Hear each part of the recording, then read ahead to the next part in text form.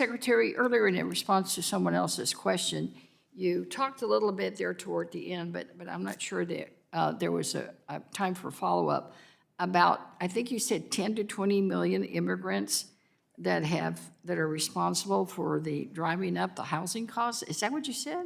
I'm referring to a Wharton report, yes. Do you know what they based it on, what data, what information they looked at? Yes, the survey by survey, community by community. You could go, if you'd like, I will have my people post it on the Treasury X account as we speak.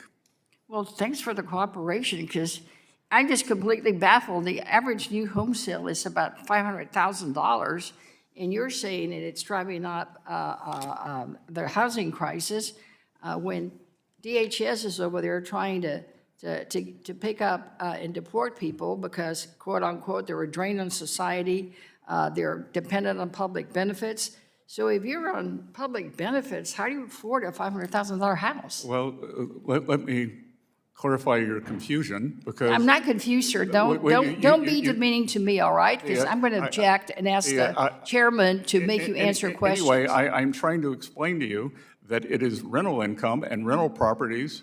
Do you really think that people have you been to the rental places of immigrants? I have people in my district that are in rental houses that I wouldn't rent to anybody. They're not expensive. They're probably $500 or $600 a month.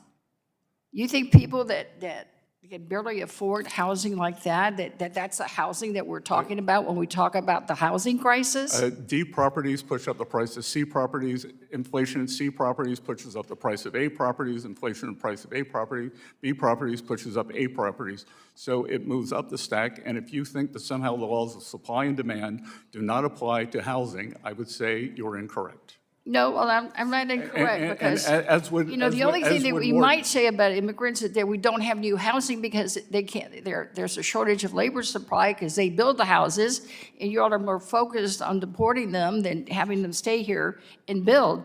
Mr. Chairman, I'd like to introduce three items to the record. Construction workforce shortages are leading cause of project delays as immigrant enforcement affects nearly 1/3 of firms. Second, how the ICE crackdown has impacted Minnesota's economy. And third, the price of cruelty, how Trump's mass deportation agenda endangers all. Without objection, they'll be put in the record. Thank you. Do you have any idea how much we're spending on ICE every single day for enforcement? Again, the representative, this is the Financial Stability Oversight Commission. But you're the treasurer. You're the treasurer. You're supposed to follow the money. In response to questions on this side, you're always talking about, well, we follow the money. Well, have you followed the money? How much are they spending every single day in Minnesota and other states where they occupy cities, terrorize communities, and try to break up our country? Again, President Trump has secured the border. He was elected on a mandate. Well, I disagree with you, and I think you're disagree that confused. he was elected? I think you're confused, but let me ask you about something else. Okay. Maybe you'll